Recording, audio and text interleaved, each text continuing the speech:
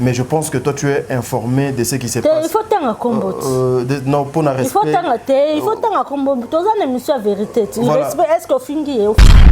mais quand tu as le message ya mama Congo na eza ko lakisa ke mutu aza éducation te aza bien éduqué. Ça c'est trop fort Agnès. Non, na fingi te nazo loba na tradition te.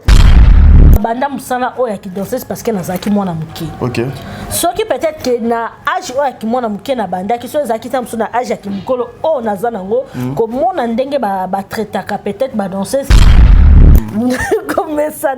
j'étais beaucoup plus donc comme ça attaché trop na BCBG que na maison mère aux mona benga papa chéri ba ça l'émission aboya ki siko kanda wana ou bien senga ki peut-être loko apimela ki ou bien alinga ki aboya ki ko linga siko kanda wana etinda siko yo a profiter na sima ya combat o ba combattre ba sanango et loko nini et Gardakayo jusqu'aujourd'hui pembeni ya JB Mpiana parce que si ceux qui n'ont si moi mémoire nanga kala la majorité il y a activité il y a BCBG ils ont la cas présente qu'est-ce qui te garde pembeni ya JB Mpiana pena ko kutana ngote mena yebi déjà circuit on est circuit mo depuis kala oh yo yeba déjà dans circuit on depuis kala oui depuis kala ngana yeba ngo circuit to wana nazana on a Brazza depuis kala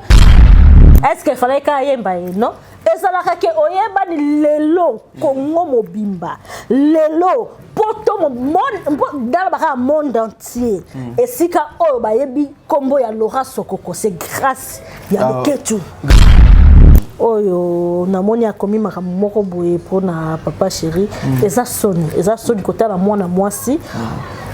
kofinga mutu o yebite o yebi nzoto na yete o yebi vi na yete o yebi eloko moko ya vi na yete kaka juste parce que aza musicien juste parce que aza star juste parce que aza moto oyo ayebani tu te permets akoye ya kofinga ti nzoto na ye ya kofinga ti vi na ye eza soni. Vous êtes sur Top Média TV. Voilà, mesdames, mesdemoiselles et messieurs, les abonnés de Top Média Télévision, les abonnés de Télémonde 243, bienvenue dans votre émission Le Code de Bonne Conduite. Le Code de Bonne Conduite, cette émission qui a l'habitude, Yakoyambela Bino, Makambo, Batu, Obino Bolingaka Mingi, votre émission d'actualité, votre émission ya orientation, votre émission Oyo Emesani Nabino, Oyo Ebonga Nabino, Obino Bolingaka Mingi. Aujourd'hui, Ezali le 2 juin, Mokolo Yambotama ya Papa Chéri Binadama, Motopamba, Papa Yoji, joyeux anniversaire. Voilà pourquoi to poni moko ba oyo ba leka epa ya papa JB Mpiana Anya Star azana makambo ebele ya koloba azana makambo ebele ya kosala Anya Star alobi azana ba droit de réponse oyo yefa sala epa ya bandeko mosusu mais vous savez que cette émission ezalaka justement pona kotia onyo ezalaka en désordre ba tiango na ordre na Top Média Télévision. Voilà ce qui tolo ba langage moko na équipe technique bo fongola pour que tout l'accès a été, nous sommes avec celle qu'on appelle Anya Star. Voilà, c'est tout le langage moko beaucoup fongola biso. Ben voilà, merci beaucoup à l'équipe technique, merci vraiment pour na musala malam obozoko sala. Merci beaucoup na bino ba enyo so bozoko la biso na bandako. Elle est là. La star Anya Mbote. Mbote tadi. Bonne santé. Santé bien quand mon ande ezali. Mais Anya 10 jours au jour ozoko maka munene. Ah.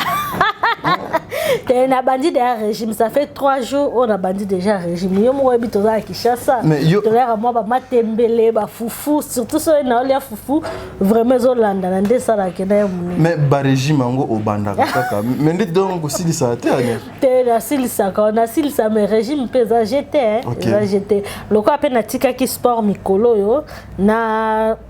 naiko zongi la koleba foufou ba biloko ba soupe wana yangwana mais ça fait déjà 3 jours na zongi le sport na régime. Voilà une nouvelle maison hein, parce que dernièrement tu m'as pas reçu ici. Ah bon. Donc ka place ya malamu. Ba vie oyo nayebi ke ba danseuse bazala pena ne loko ya malonga te. Yo pe otika musala danse. Ba e o baba na ko sunga yo ko soutenir yo ko peso moi quelque chose. Mais tu fais comment pour parce que nga nayebi na Congo muto atika ka musique atiki succès batunyo so pe batika ka yeme yo o sala nini pour continuer ka maintenir ko zala ndoza. Bon moi nga déjà depuis que la nazala nazala déjà indépendante, nasalaka déjà depuis kala. Donc depuis âge à 14 ans na banda déjà kosala. Donc on a déjà esprit wana et là tanga etikalanga déjà na mutu. Donc na mesana déjà na kosala pour na gagner vie nanga. Na gagnera pas vraiment vie nanga na ko senga ou bien kozela peut-être ba sunganga ou bien ninité. Oui, to ça la batu ya mitema malamu o bazana bolingo peut-être ko oza pe na projet na o memelie à financer payo mais ya ndenge o ko le bela wana eza bongo te parce que même la musique na sala ngote. Bon, eza ka organisation organisation et tout olingi pe ozala bien surtout que tous na Congo oza pe mwana mwasi o banda kotambola rabisika nyoso te osenga ba aide bo senga rabisika nyoso te. Donc nga na salaka à part YouTube à part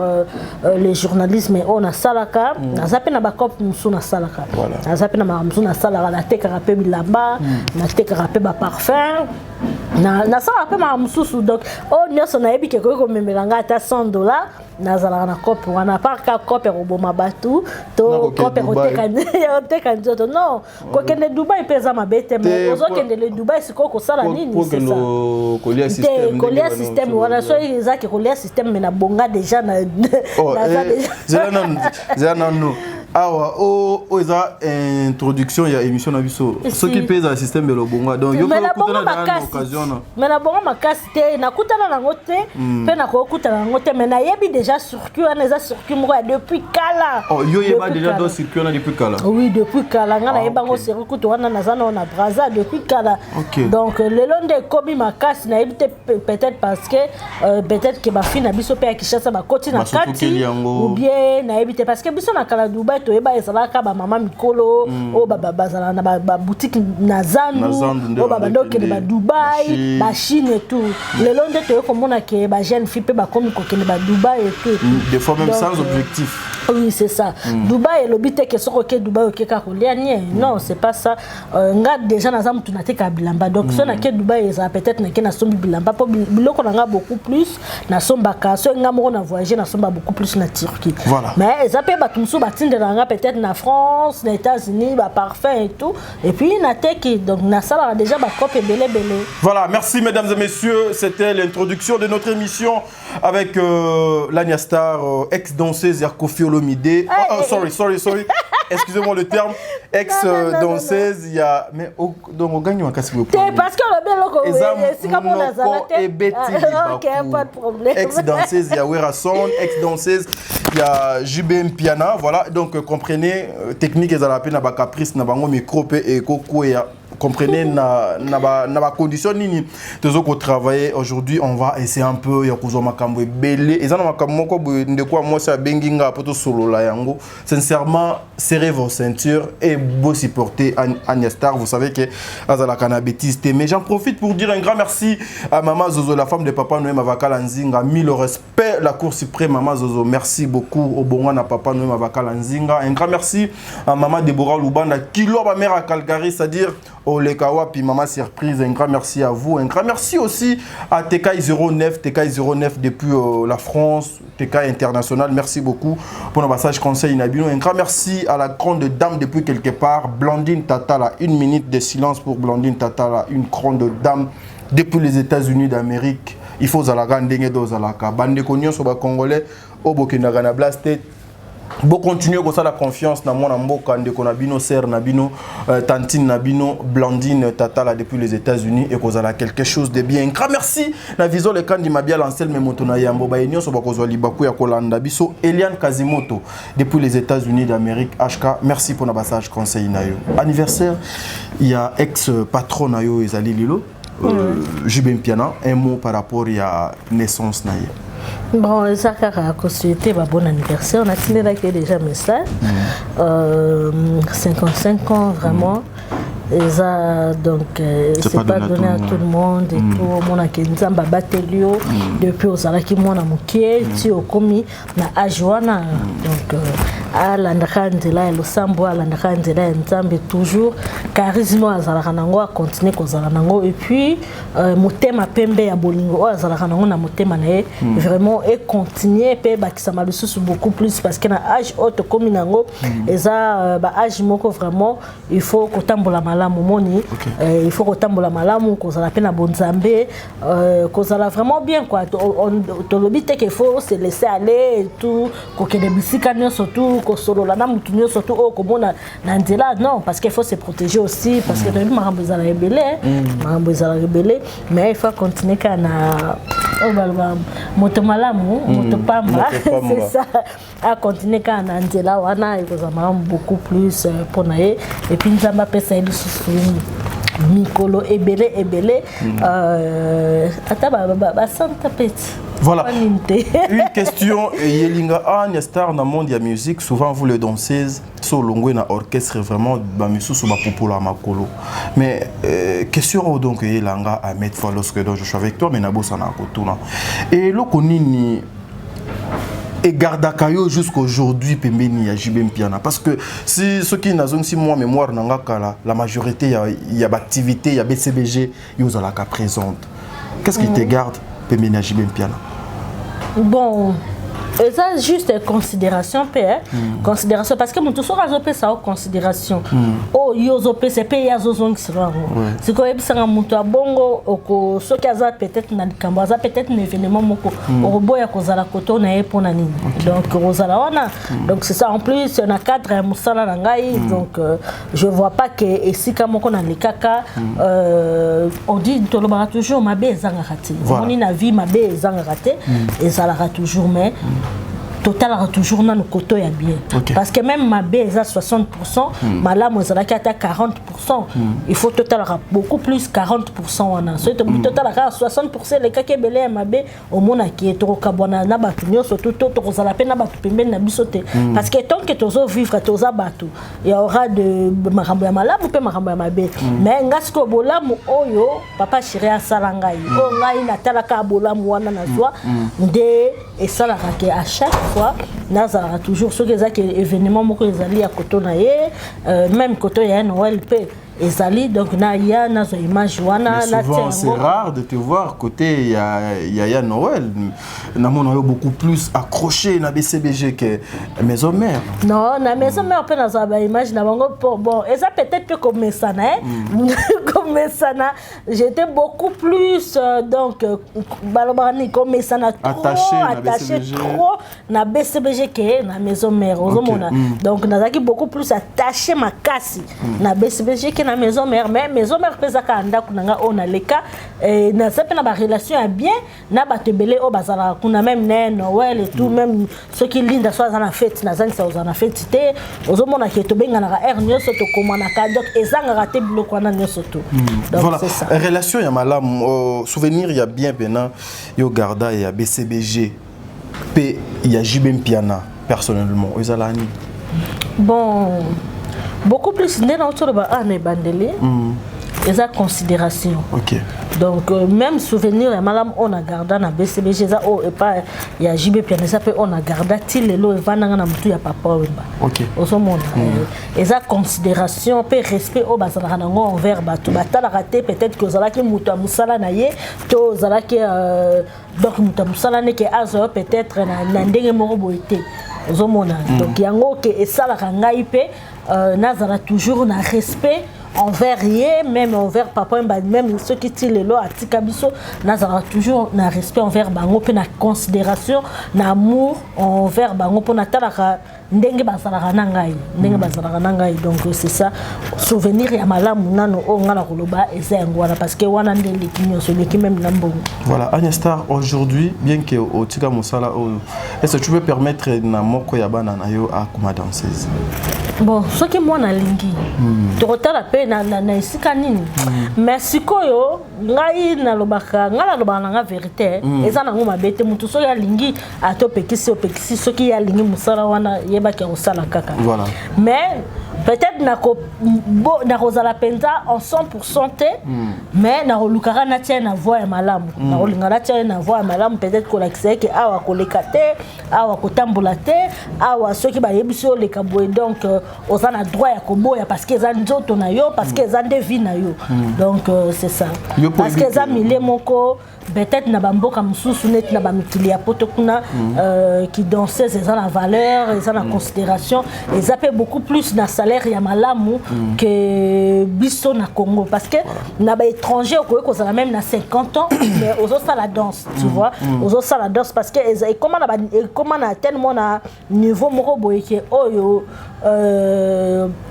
peu importe âge ko za nango so za danseuse professionnelle au sala yango pe batu ba resepela na yo ba ko accepter peu importe âge za nango mais par rapport na biso na Congo et comment lokola neti moko eloko moko boye ya moquerie ya humiliation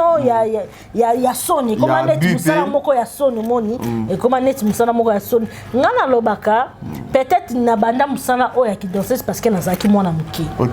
soki peut-être que na âge o ki mwana muke na banda ki so ezaki tamsu na âge ya ki mukolo o naza nango ko mona ndenge ba traitaka peut-être ba danseuse pas kaka na ba orchestre te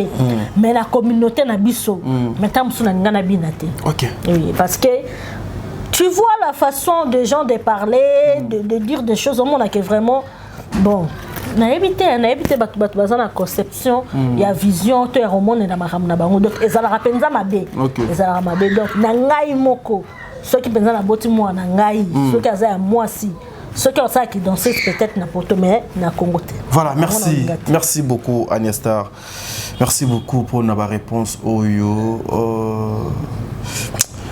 la polémique ndena lingate non tout n'a pas question polémique bon, voilà, tout ça fait en gros. Agnès Star, aujourd'hui, au Fani Bouye à la télé, au Fani Piana à la télé, aux hommes, un papa de 55 ans, aujourd'hui, le collège Jibem Piana, une femme ou un monsieur cherche à détruire l'image naïe, qu'on salue donc l'image naïe. Yo, en tant que moi, nous, donc, aux équipes, mais n'a pas cher, et au dos à la canaille, au coquille Kolobanine, vu tout ce qui se passe dans les réseaux sociaux au nom de Jibem Piana. Depuis que les réseaux sociaux, na pourquoi à répondre Lyon, on dit matin pourquoi répondre Lyon, pourquoi finir na Lyon. Autant de penser que pourquoi au pendant répondre Lyon. Donc donc batou sangana donc pays sans loi donc pays moko ezanga papa ezanga na ba mama ezanga na ba noko ezanga ba oncle donc na ba tante bazanga oke ba ko conseiller bino bazala raté na bana na mikolo na ba tata bato ko mabiso nyoso tundenge moko ba to ko ba neti mo bato moko mitu pasteur Denis lesa no ba pétage neti mitu na biso sala ralisute na mikolo penza Monique yende kutaka opesa conseil mais nga mutu na de sala ya mitu basala rapé sala bazala bango pe mais bazali sou mingi te vraiment oyo ya mitu esalaka bon ngala comprenaka so na tali de nombre de fois o nga moko na mona o ba finga jibe piana et pas bato tali na nuna mutu yango azobeta lisolo na comme si ayebie comme si apesa ya tambote comme si alia na ye siko bato bongo siko so bazate tamsusu baza 100 so le bisco banda répondre combien de personnes voilà on peut se justifier attends lingi olo bake non marambo ba olo bela eza solte olo bela siko combien de personnes tellement bazé belé en plus ça star des stars batu bako finga bako loba donc bako loba na bango kaka na ma bene malam na lokuta bako loba mais kotala nde batu mususu siko o ba finga ka koti penza na nzoto ya mbuta bandi ko finga nzoto ya mutu et tout moi ça me fait mal mesdames mesdemoiselles et messieurs c'est comme ça to continuer na émission na biso Agnès Star nalinga ka sa geste na yo nalinga ka mayele na yo mais des fois ta façon de réfléchir et bimara lokola donc danseuse mais quand tu regardes notre sœur excusez-moi, je ne suis pas dans la polémique, mais j'avais lu quelque part Ndekonanga n'autant comme on a été, mais je pense que toi tu es informé de ce qui se passe. Il faut t'en combo. Non, pour la respect. Il faut t'en combo. Toi, on aime la vérité. Est-ce qu'on finit mutu? Voilà, ce qui se passe entre Mama Congo et puis l'artiste musicien Jibem Piana. Tout ça la volonté là. Allô moi là.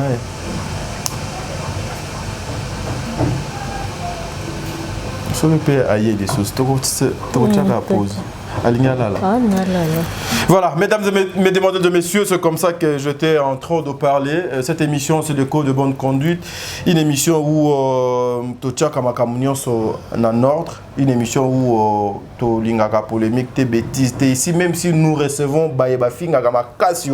quand tu arrives ici, Kofinga et Kozala Teme. Anya, tu voulais faire Oyo Nalobaki tout au début, droit, il y a réponse, face. Non, c'est pas droit, il y a réponse. Non. Laisse-moi finir, non? Non.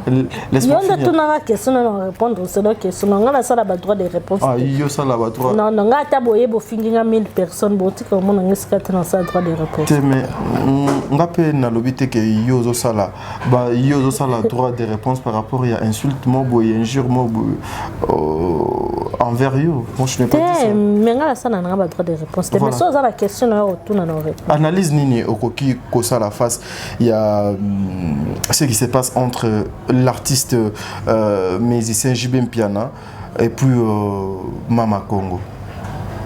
Qu'est-ce qui se passe exactement, Anya? Parce que on a tiers na yépé vers yo, na yébike batu basé belé et yo a parmi batu o baluka toujours ko défendre image à malamu ya JB Mpiana. Bon, analyse ngana ko sala na olobakaka na sala analyse te mais na ko pesa conseil parce que balobaka mona muke abetaka mbonda pe bakolo babinaka. Voilà. Ko pesa conseil par rapport à bande ko bazali ko sala pe na blog ko ba live ba émission na ba réseaux sociaux bazala moi na retenir kota la ndeko na biso ya mwasi o aza combattante na habité ce qui yo benga ina ni Mama Congo vraiment asali soni makasi comment nini je crois la vidéo la kisakinga wana oyo na moni akomi makamoko boye pona papa chéri eza soni kota la mwana mwasi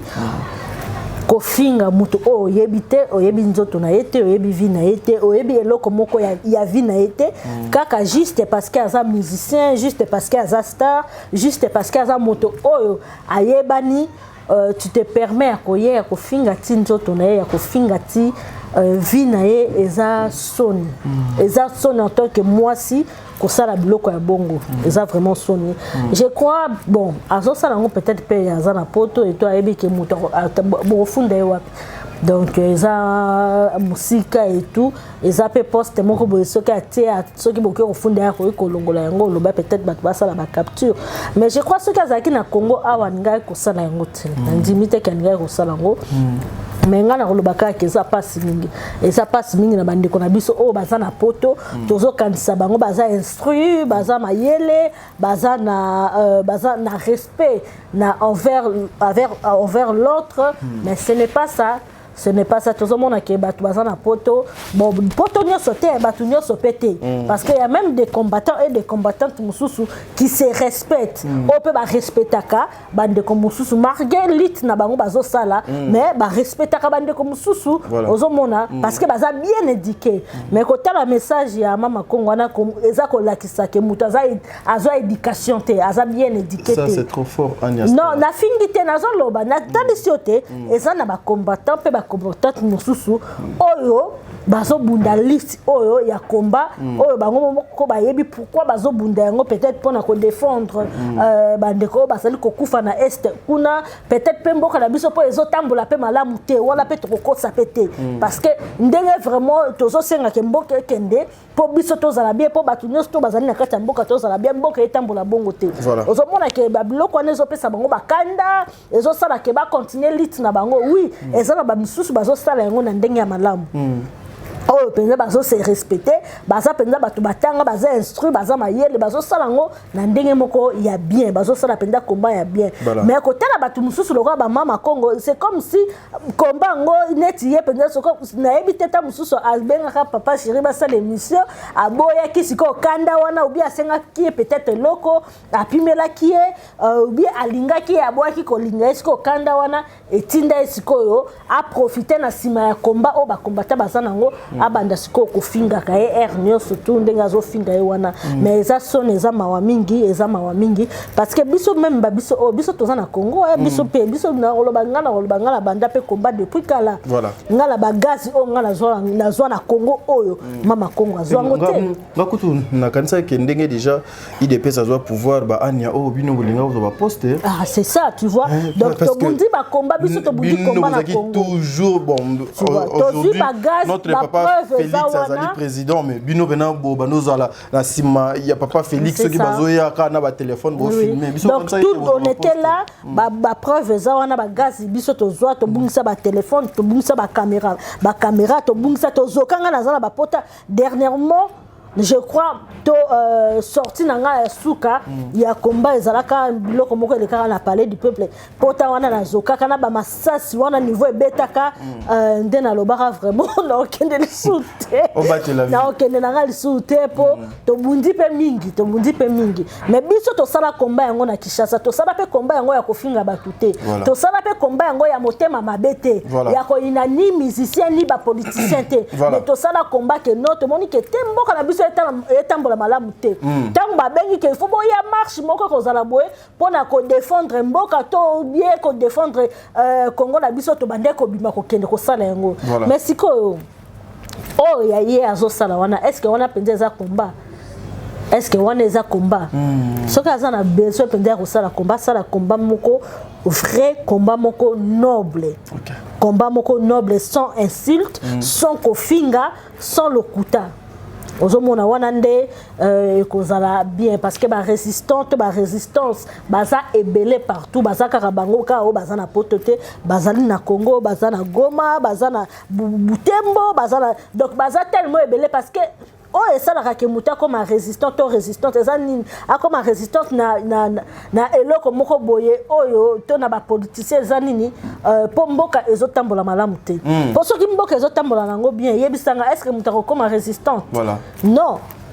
comme yango te yango to moni lelo ya Laurent Sokoko to yeba qui était to mona qui était to moni na ba itando ike azo réclamer mbongo na ye oyo do apesa bokechu yo ye makambu ya message to e makambu ya Laurent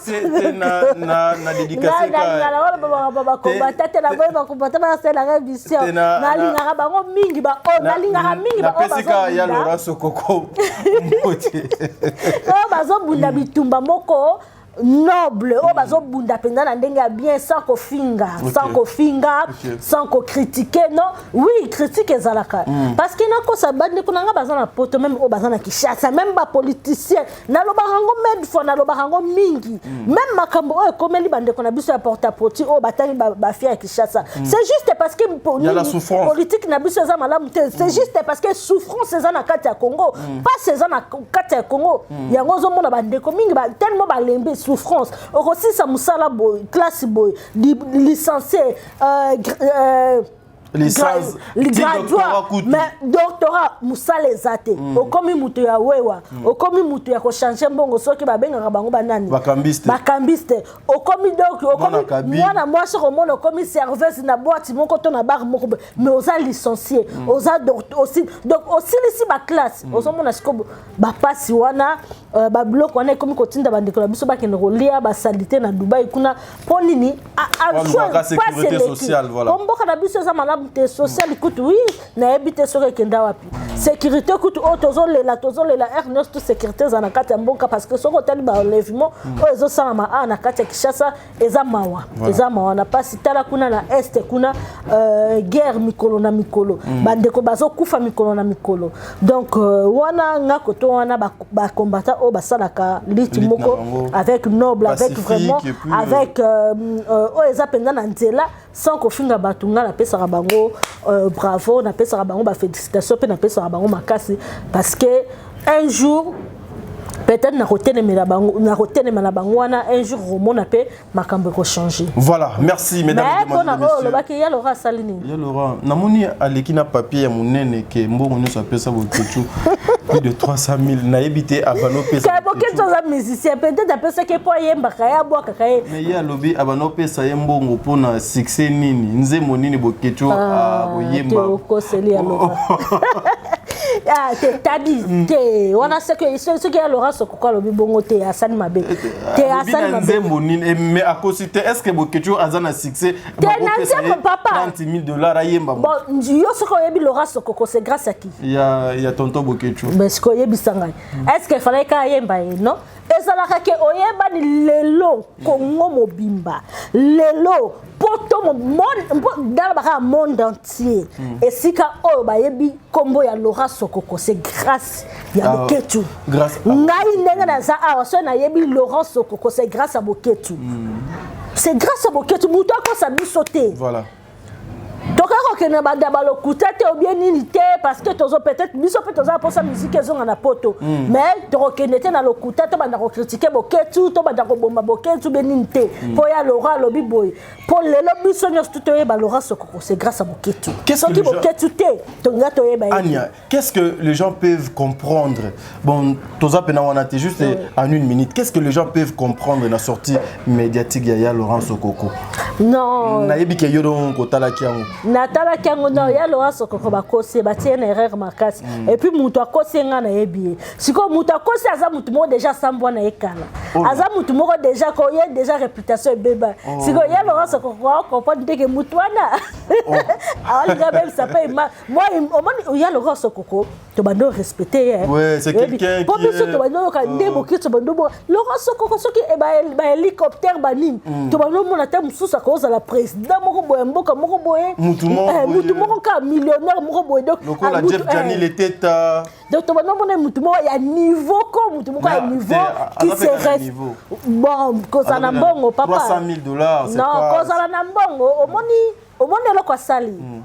bambongo na ene se kwena mai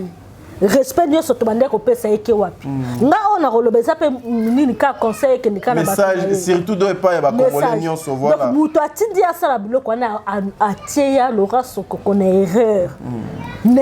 makasi il fallait qu'il part. Est-ce qu'il fallait qu'à passer dans la télé? C'est ça, même ceux qui babé banina Boketu amoni ki alingi na sur lutte, tu peux te retirer. Au quoi qu'on s'est retiré son qui on la télévision biso to même biso to na maîtrise nango mais to zaka na maîtrise nango makasité. Voilà, parce que télévision au micro on a latina caméra et ko domayo et kiti sur silisio comme pe ko matisa yo voilà ozomona siko soko za ma yelete to ozana maîtrise té ozana sagesse té peu importe mbongo na yo peu importe ba milo ozana ngo niveau ko bomayo ondimate mais lelo et bimi lokola tout ce que Boketu faisait ezaka soutenu par ya Laurent Sokoko est-ce que c'est pas un danger pour lui est-ce que c'est pas un danger pour notre apparition papa oui même pour nango ezapé danger bimi lokola yé abanaki ko soutenir soutenir ba rebelle babiloko nyonso papa na biso Boketu ngasi kona okende ke ezalo ko muto zo soutenir ba rebelle parce que ce hotel maloba ya Laurent Sokoko alobi ni abike boza na ba préparation bozo préparer tam susu ce hotel ezo ke net mo na ndenge moko ba terroriste eloko moko mabe bazo na kosala na mboka donc c'est que yo déjà muto bande ko financer bango oza déjà complice eloko zo bateke ba ko kanga epe na ye moko ce que ça vraiment o alobi peut-être bazo préparer crime moko bobien ye moko ye muta boso ko ba kangana ezayi ba kangana oye donc yango na lobi muta tindi a conseiller le cas na télévision loba boy atie na erreur na ndenga Boketu mbongo ba kabela ka mutu ko sala sur réclamation na ngote voilà non mais parce que loba se ko déficit qui est na déficit yo to signer ba papier o ko zongi silanga mais apparemment dans na cause donc ba no pesa na même so ka pesa ki pona lit ye moko loba pesa ki pona lit mais ko mbongo pesa pona lit siko ni wana mais lit kasi ke ba bunda komba ba betaka na potote bon kasi pona bango ba politicien pona ye Laurent Sokoko pe pona bango ezalaki ke no musique ebeta madisu na potote parce que mboka la biso ezana pasi bato bazo kufa mais siko ozela to ke nena na ndenge ya solo siko soko tindaki mbongo ngo ezaki pona lit siko yebisanga soki basala ki ma pona lit siko mbongo ale kovanda kaka ezozela okaka mkolo yo ko sepela lisusu te bazongisela yo ezana sens te mais $300,000 papa si vous aimez vraiment le Congo il fallait que ça on a de dollars tinda même ata na est ou tinda ba orphelin bazé bela sala même ata école mo quoi même à hôpital 300 000 okoto maman hôpital on dit biso ba congolais to linganité to ana bolingoté même baba ça tali belé bato mbongo basa aba na mitema na ebité so ba mbongo ngwa ba kisi nde sala ka ke ba salisa batuté lelo tala mutu lokola abeda chou mutu lokola oyo aza na eko soko tali komona ke aza penza na posa mondele mais tala motema malamu aza nango tala ko salisa batu ndenge ye azo salisa batu même bandeko na biso toza ba entrepreneur rebelle oh baza peut-être dans ba projet mais baza na bato ko financer biso te même gouvernement na biso même l'état na biso et financer bango te pour ba réaliser ba projet bango tu peux imaginer ça mais mutu on kuta za na ekutu congolais 100% te mais azo aider batu azo aider bana oh baza na ba problème ko tanga bazo tanga bana oh baza na ba difficulté azo tanga sabane bele mais biso moko bandeko na biso ba papa na biso oh baza ba congolais 100% makila penza ya okati ya yo mais tala biloko ba osala au préféré aux mbongo okene ko bunda lit moko boye oyo pour bloquer batu mais entre temps na Goma entre temps na Babutembo kuna ba guerre ezali batu bazo kufa awa na Kinshasa ba orphelin baza ba misu baza na problème ya kolia ba misu baza na problème ya kofuta na bango minerva ba malade paille. Au moins, c'est comme thème ma base en Congo. Voilà pourquoi moi j'en profite aujourd'hui. Voilà, les entrepreneurs, vous qui avez beaucoup d'argent, les Congolais qui vivaient ailleurs. Au lieu de soutenir Nakamakamwe belé, au lieu de soutenir le bêtise, au lieu d'être derrière ma futilité, prenez seulement cet argent. Boya ko investir vous allez donner le travail na ba frère na bino biso baido tozangi misala bandeko na bino abasi bandeko na bino mibali ba o baza na misala te parce que moi ce qui m'a fait mal c'est lorsque je vis papa Laurent Sokoko à la télé réclamer ces $300 000 encore réclamer pas nani akabaki kuna et puis ces $300 000 wana et koka ki ko sala makambo belé ouais donc c'est ça que moi je disais ben sincèrement il y a beaucoup de Congolais bana bambongo belé na ba poto na boza bambongo belé ne soutenez pas seulement ceux qui insultent parce que Congo lelo et comment même pour côté na politique faut obano finga politicien moko boye obano finga président donc obano critiquer gouvernement makas allez pour bayoka yo donc aujourd'hui bah pardon Anya voilà alors Anya moi des fois ça me fait trop mal de voir que lelo pour Moutou, comme on a place Mokobo, il faut afinga. Il y a beaucoup de personnes donc aujourd'hui, on peut citer leurs noms. Ils sont là-bas musiciens, ils sont là-bas journalistes, ils sont là-bas politiciens. Pour bâtir une place Mokobo, on ne regarde plus le niveau de Moutou. Là où il vient, là où c'est que de Moutou na sali, l'essentiel les akaka, les cas bandaka ko finga Moutou moko boy, batu moko boy, ba oyo bayo kana kana Moutou na te, ba kozala derrière yo pour venir, ba soutenir yo, au continuer ko finga. Pendant que ce pays a besoin, il y a 10 francs na yo. Pendant que ce pays a besoin, il y a contribution na yo. Mais vous prenez cet argent pour des futilités. Ça me fait trop mal dans mon thème. Analyse par rapport à comment on a l'élo. Après plus de 20 ans, bakabwana basangani lelo pona koluka moyen kolobaete to sala donc eloko moko est-ce que c'était important est-ce que ezali na bénéfice mo boina sima ya ba congolais par rapport à beaucoup tani ya wenge et puis concert ba ko livrer à wana stade de Martyrs le 30 juin. Bon analyse nanga par rapport nango ezali kanisi moko ya malamu ndenge to kanisi ya malamu sur quel plan? Ya malamu sur quel plan il y a réconciliation nanu parce que soko tali pembo kana biso bato baza trop séparés makambo ya tribalisme wana mais kotala wenge musika baza bato ya bikolo ebele tu vois tant basangani bazali lokola pe basangisi mboka basangisi mboka koboya nanu likambo ya tribalisme wana il faut ekufa ekufa wenge ezali bato oyo ba misien oyo biso na Congo tolingaka bango vraiment makasi biso bon à l'époque donc c'est une école wenge oui nazaki na mwana muke na yeba ino makama musique te mais batu ya ba H na bango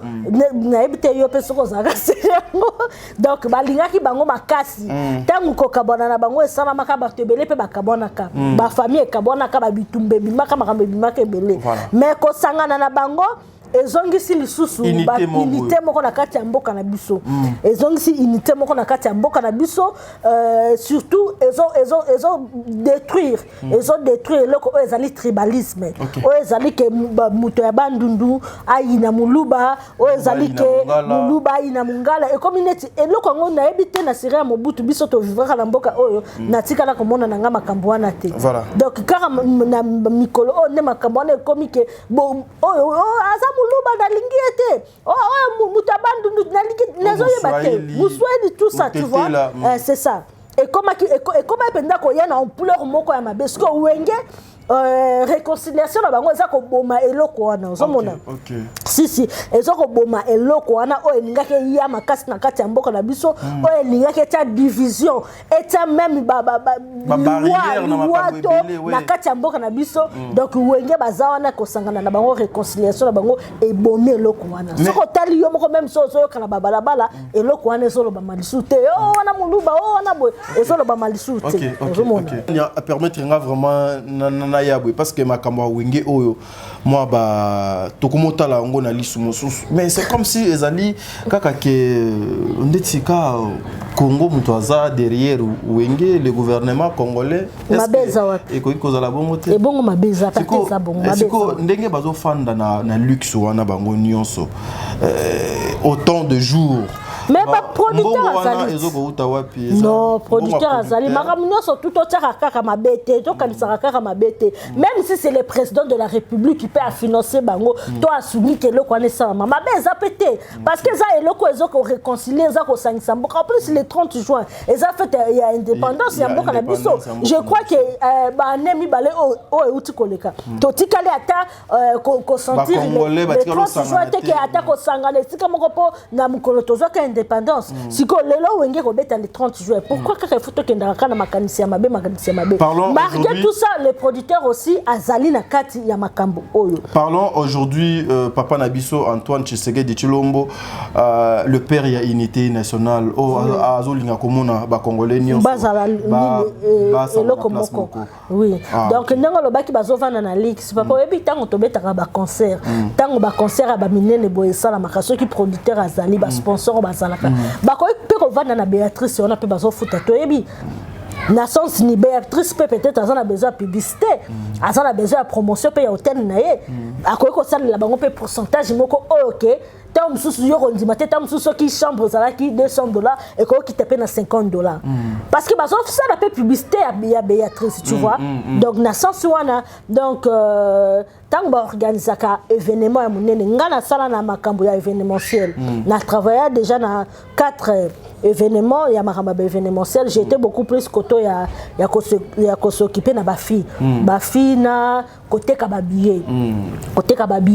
comment to côté ka ba billet en avance et tout pour na kokoti ça déjà bongo na travailler déjà na ba événementiel to betsa papa wemba na matadi 2 concerts avant to betsa papa wemba na matadi to organiser ka barbecue moko na matadi oyebi ke barbecue na to mema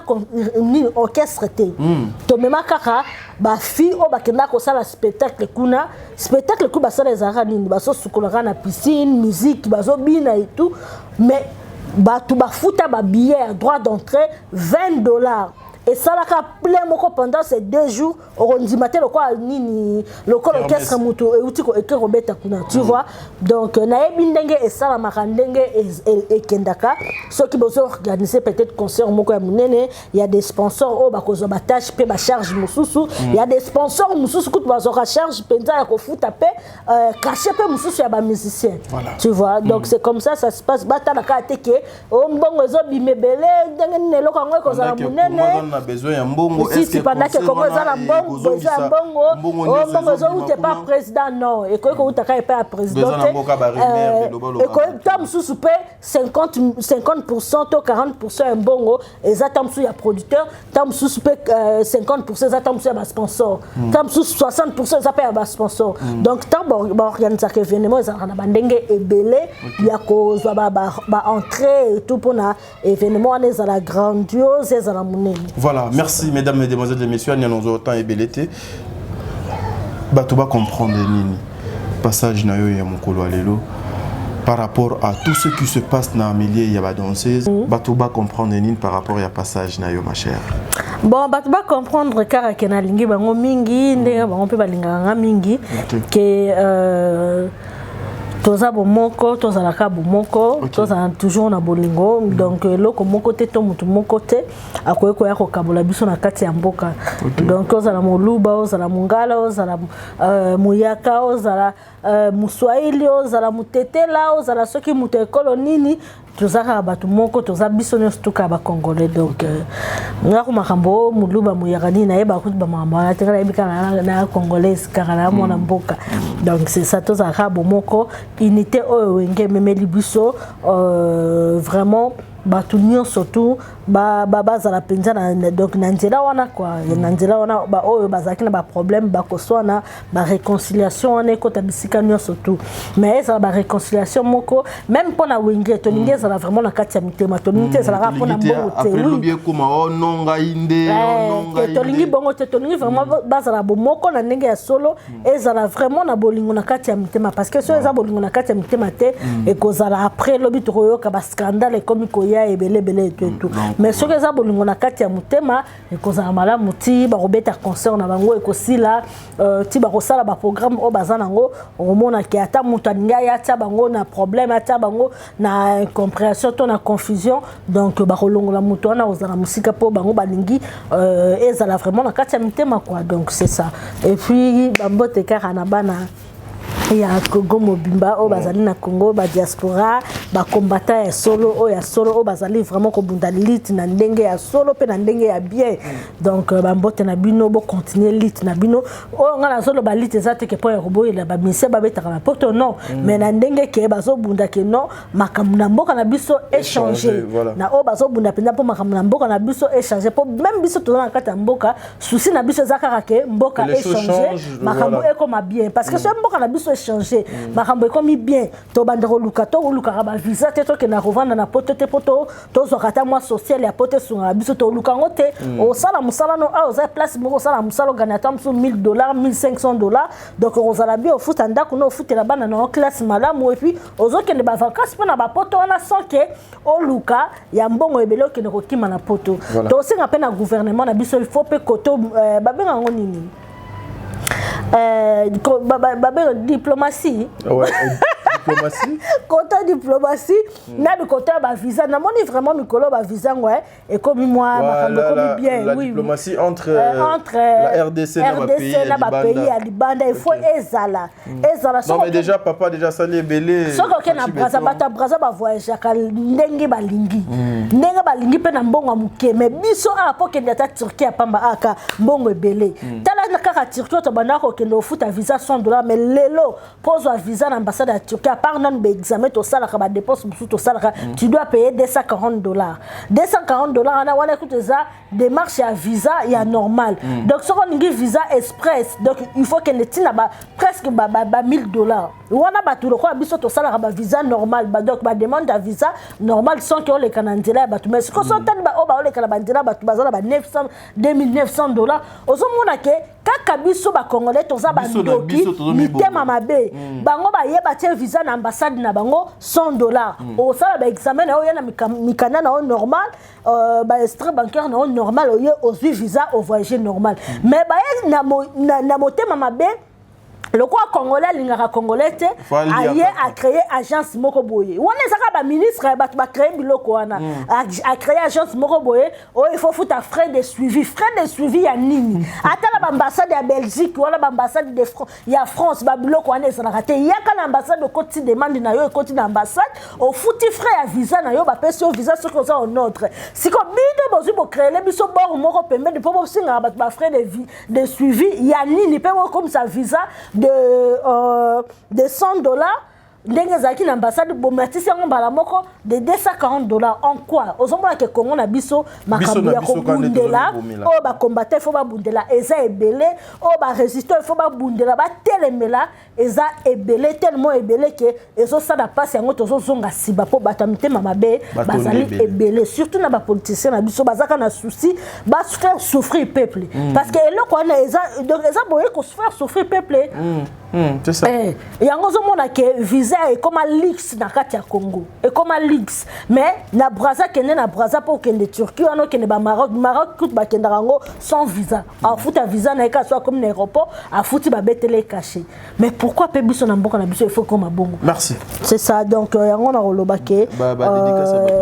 mboka na biso il faut changer ba combattre bo continuer mais na ndenge ya malamu ko finga te ko beta te ko boma bande ko na bino te bo financer pe makambo ya ba to pe ma be bo financer pe makambo ya buzo ba te bo financer makambo ya buzo ba te so boza na mbogo bozo luka bo kende ko financer to za na ba ndeko na biso ba mama na biso o bazo ba problème ya avion na ba est kuna bazali ba orphelin baza ebele kuna o ba para ba kufa même awa ba orphelinat ezali ebele ba nebele baza même na ba orphelinat batanga raté baza na besoin ba soutien na bino baza na besoin ba aide na bino mbongo wana lebo kende ko boka bozo mbongo wana bo aider parce que tant bozo aider bato wana nzamba ko bakisela yo lisusu ya ebele akozongisela ya ebele ozomona donc c'est ça bambote na ngai na Hercule Bavoitou depuis London City na bana potonio surtout balobi Hercule Bavoitou sponsor numéro 1 solo la bien Yandika TV 243 j'ai fait des gros coucou à toute ma famille de gros coucou à ma grande sœur Nana Botepa Bibis Makoma Fallon Wifi Lorraine Pala Yannick Bangala et à ma maman Mami Lomé na bafani nanga nyonso o baninganga bafani nyonso to Yandika TV 243 vraiment na lingi bino mingi ba gros bisous na bino pe ba abonné na biso ya page nanga ya Facebook ya Ndika TV donc ya Anya Star officiel donc ba abonné na biso surtout bo landanga mingi awa donc na Top Congo Top Média Télévision Top Média Télévision et puis Télémonde depuis Ndika TV 243 na TNT na Canal 30 na Apic TV donc bolandanga wana bozwa onyo surtout bozana ngo posa na memela bino donc je suis là pour vous et puis livre na biso ezo ya déjà kana mingité la prochaine émission oui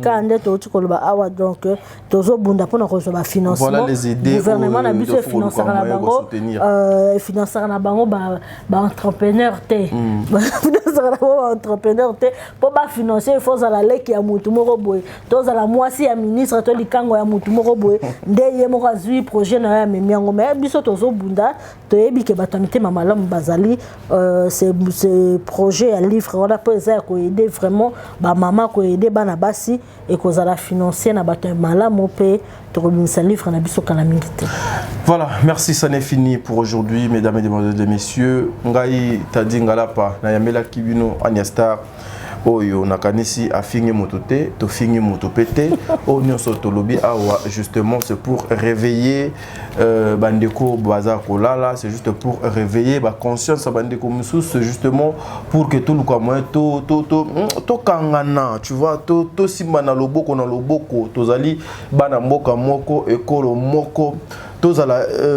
unité nationale wana o mokonzi mboka azoko senga yango à travers yango ayeko créer union sacrée justement pour que le Congolais base à la place moko ba sangana. Vous qui avez des facilités nzambe asalibino grâce bwana ba moyen bwana ba mbongo soutenez ba projet o ezali ya malamba émission kitoko boy vous pouvez venir ici justement pour comme sponsor na yango pour que to travailler plus que obiso tozoko sala lelo vraiment nzambe azala na bino nzambe abate la bino nakanisi o nyonso tobeti libaku na makambo tolobi. Nous sommes les enfants de Dieu et le pardon est une puissance qui libère. On demande le pardon, les excuses na banda kunabino mais toyebi ete to sala kiango pour soit mutu côté. Ce que Jésus-Christ a été au kutana la semaine prochaine avec Anya pour na koluka meto beta masolo vraiment solo au Italie wenge. T'as dit allez lobby koleka lelo. Merci, big up.